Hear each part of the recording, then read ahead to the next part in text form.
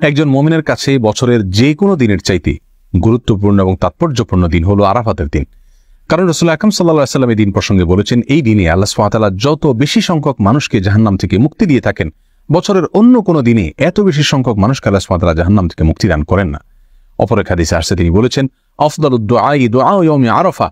সারা বছর জুড়ে যে কোনো সময়ে মানুষ যত দোয়া আল্লাহ সুবহানাহু ওয়া তাআলার কাছে করে না কেন, তার মধ্যে থেকে সবচেয়ে উত্তম, সবচেয়ে বেস্ট দোয়া হলো আরাফাতের দোয়া। প্রিয় দর্শক, আরাফাতের দিনে যারা আরাফাতের ময়দানে অবস্থান করেন অর্থাৎ হাজী সাহেবগণ, তাদের জন্য রাসূল আকরাম সাল্লাল্লাহু আলাইহি ওয়াসাল্লাম অনেকগুলো আমলি কথা বলেছেন, বাতলেছেন। আর যারা আরাফাতের দিনে আরাফাতের ময়দানে অবস্থান করছেন না, বরং পৃথিবীর বিভিন্ন প্রান্তে ছড়িয়ে ছিটিয়ে আছেন, যারা হজ করছেন না, তাদের জন্য আরাফাতের দিনে বিশেষ কোনো করণীয় আছে কিনা, আজ আমরা সে বিষয়ে আলোকপাত করতে চাই। প্রিয় দর্শক, এ প্রসঙ্গে শুরুতেই বলতে চাই, আরাফাতের দিনে যারা হজ করছেন না, তাদের জন্য সবচেয়ে গুরুত্বপূর্ণ আমল হলো ওই দিনে নফল সিয়াম পালন করা, নফল সিয়াম রাখা। এই প্রসঙ্গে সহিহ মুসলিমের হাদিসে রাসূল আকরাম সাল্লাল্লাহু আলাইহি ওয়াসাল্লাম ইরশাদ করেছেন, সিয়াম ইয়াউমি আরাফা আহতাসিবু আলা আল্লাহি আন ইউকাফিরা আস-সানাতা আল্লাতী ক্বাবলাহু ওয়াল্লাতী বা'দাহু। অর্থাৎ আরাফার দিনে যদি কেউ নফল সিয়াম রাখে, যারা হজ করছেন না, অবশ্যই তাদের জন্য, হাজী সাহেবদের জন্য এটা প্রযোজ্য নয়, তাহলে এই নফল সিয়াম আল্লাহ সুবহানাহু ওয়া তাআলার মাধ্যমে আমি আশা করি যে বান্দার 1 বছর পূর্বের এবং 1 বছর পরের গুনাহ আল্লাহ সুবহানাহু ওয়া তাআলা মাফ করে দিবেন। প্রিয় দর্শক, অতএব আরাফাতের দিনের সবচেয়ে বড় আমল, প্রধান আমল হলো এই দিনে আমরা সিয়াম পালন করব। আরাফাতের দিনে সিয়াম আমরা ঠিক কোন দিনে পালন করব, এ নিয়ে যথেষ্ট ধোঁয়াশা এবং বিতর্ক রয়েছে। স্কলারদের মধ্যে থেকে অনেকে বলে থাকেন, যেহেতু রাসূল আকরাম সাল্লাল্লাহু আলাইহি ওয়াসাল্লাম আরাফাতের দিন বলেছেন, 9 তারিখ বলেননি, অতএব আরাফাতের দিনটি সৌদি আরবে যদিও চন্দ্র মাসের 9 তারিখ হয়ে থাকে, তারপরেও যেদিন হাজী সাহেবগণ আরাফাতে অবস্থান করছেন আমরা ওই দিনে রাখবো, কারণ আরাফাতের দিন সেটা আমাদের দেশে 8 তারিখও হতে পারে। আর অনেক স্কলারগণ বলেছেন, রাসূল আকরাম সাল্লাল্লাহু আলাইহি ওয়াসাল্লাম আরাফাতের দিনে সিয়াম রাখতে বলেছেন, আর আরাফাতের দিন যেহেতু 9 তারিখ হয়ে থাকে, অতএব 9 তারিখকেই তিনি মূলত উদ্দেশ্য করেছেন, বুঝিয়েছেন। বিধায় আমরা পৃথিবীর যে প্রান্তে আর থাকি না কেন, আমরা 9 তারিখে রাখবো। আমাদের দেশে যেদিন 9 তারিখ সেদিন রাখবো, সেদিন সৌদি আরবে ঈদের দিনও হতে পারে।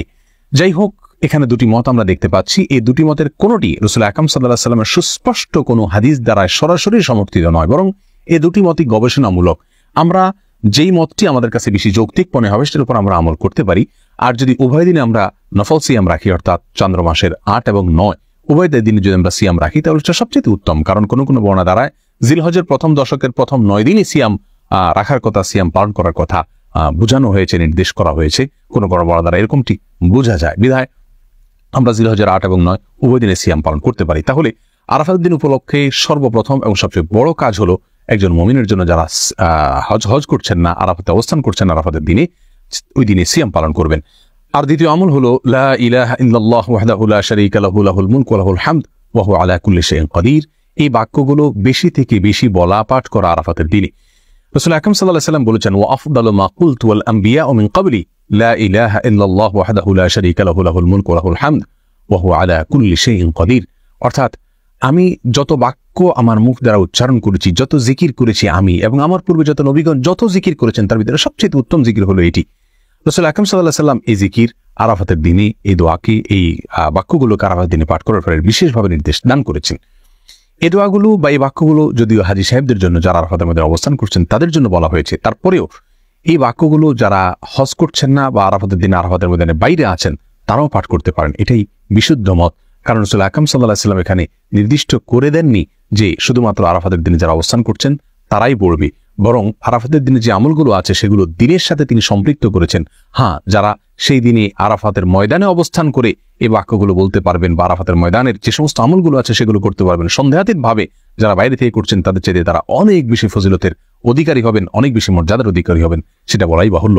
কিন্তু যেহেতু আরাফাতের দিনের আমলগুলোকে রাসূল আকরাম সাল্লাল্লাহু আলাইহি ওয়াসাল্লাম দিনের সঙ্গে সম্পৃক্ত করেছেন, অতএব ওই দিনে পৃথিবীর যে প্রান্তে মানুষ থাকুক না কেন, সেই দিনে যদি মানুষ বেশি থেকে বেশি সে আমলগুলো করে, তাহলে তারাও ইনশাআল্লাহ বিইজনিল্লাহ ফজিলত পাবে। অতএব আমরা দ্বিতীয় আমল হিসেবে আরাফাতের দিনে বেশি থেকে বেশি এই বাক্যগুলো পাঠ করব, লা ইলাহা ইল্লাল্লাহু ওয়াহদাহু লা শারীকা লাহু লাহুল মুলকু ওয়া লাহুল হামদ ওয়া হুয়া আলা কুল্লি শাইইন কাদির। আরাফাতের দিনের তৃতীয় আমল হলো, যেহেতু আরাফাতের দিনে সিয়াম পালন করা সুন্নাহ, আর সিয়াম পালন করলে যদি কোনো ব্যক্তি সিয়াম পালন করে তাকে ইফতার করানোর ফলে ওই রোজাদার ব্যক্তি রোজা রেখে যে পরিমাণ সওয়াব পান, ইফতার করানোর ব্যক্তিকে আল্লাহ সুবহানাহু ওয়া তাআলা সমপরিমাণ সওয়াব দান করেন।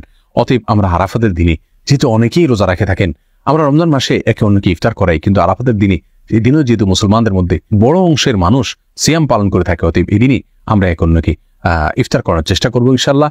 এই আমলটি আরাফাতের দিনের জন্য নির্দিষ্ট নয়, খাস নয়, বরং এটি যে কোনো সময় আমার কোনো মুমিন ভাই, কোনো মুমিন বোন যখন সিয়াম পালন করবেন তখন তাকে ইফতার করার এই আমলটি ভ্যালিড থাকবে এবং প্রযোজ্য হবে। যেহেতু আরাফাতের দিনে অনেক বেশি মানুষ নফল সিয়াম রাখে বিধায় এই দিনে এই আমলটির কথা আমি যেহেতু স্মরণ করিয়ে দিলাম। আরাফাতের দিনে আরেকটি আমল আমরা করতে পারি, তা হলো বেশি থেকে বেশি আল্লাহ সুবহানাহু ওয়া তাআলার কাছে দোয়া করা। কারণ রাসূল আকরাম সাল্লাল্লাহু আলাইহি ওয়াসাল্লাম বলেছেন, আফদালুদ দুআ দুআউ ইয়াউমি আরাফা। আরাফাতের দিনের দোয়া হলো সারা বছরের যে কোনো দিনের মধ্যে সবচেয়ে উত্তম, সবচেয়ে বেস্ট দোয়া। অতএব এই দিনে আমরা আল্লাহ সুবহানাহু ওয়া তাআলার কাছে বেশি বেশি করে দোয়া করব। আল্লাহ সুবহানাহু ওয়া তাআলা আমাদের সকলকে আরাফাতের দিনে নফল সিয়াম পালন করা এবং লা ইলাহা ইল্লাল্লাহু ওয়াহদাহু লা শারীকা লাহু লাহুল মুলকু ওয়া লাহুল হামদু ওয়া আলা কুল্লি শাইইন কাদির, এই বাক্যগুলো পাঠ করা এবং এই দিনে বেশি থেকে বেশি আল্লাহ সুবহানাহু ওয়া তাআলার কাছে দোয়া করা, আল্লাহ সুবহানাহু ওয়া তাআলার কাছে ক্ষমা চাওয়া। যেহেতু জাহান্নাম থেকে আল্লাহ সুবহানাহু ওয়া তাআলা মুক্তি অনেক মানুষকে দান করে থাকেন, যদিও এটা বেশিরভাগ ক্ষেত্রে এটা হাজী সাহেবদের জন্য, যারা আরাফাতের মধ্যে অবস্থান করছেন তাদের জন্য প্রযোজ্য। তারপর আমরা যারা বাইরে আছি তারাও আল্লাহ সুবহানাহু ওয়া তাআলার কাছে মুক্তি চাইতে পারি। সেই সাথে যারা সিয়াম পালন করে থাকেন আমাদের আশেপাশে জানাশোনা, আমাদের নিকটাত্মীয় অথবা প্রতিবেশীদের মধ্যে থেকে, যে কোনো মুসলমানদের মধ্যে থেকে তাদেরকে আমরা এই দিনে ইফতার করার চেষ্টা করবো। আল্লাহ সুবহানাহু ওয়া তাআলা আমাদের সকলকে আরাফাতের দিনের সমস্ত মর্যাদাগুলোকে নিজের করে নেওয়ার তৌফিক দান করুন এবং আমাদের যে সমস্ত ভাইরা আরাফাতের দিনে আরাফাতের ময়দানে অবস্থান করছেন, আল্লাহ সুবহানাহু ওয়া তাআলা তাদের সমস্ত দোয়াগুলোকে, সমস্ত নেক আমলগুলোকে, সমস্ত ইবাদতবন্দিকে, সমস্ত সুন্নাহগুলোকে কবুল এবং মঞ্জুর করেন। জাযাকুমুল্লাহু খায়রা। আসসালামু আলাইকুম ওয়া রাহমাতুল্লাহি ওয়া বারাকাতুহু।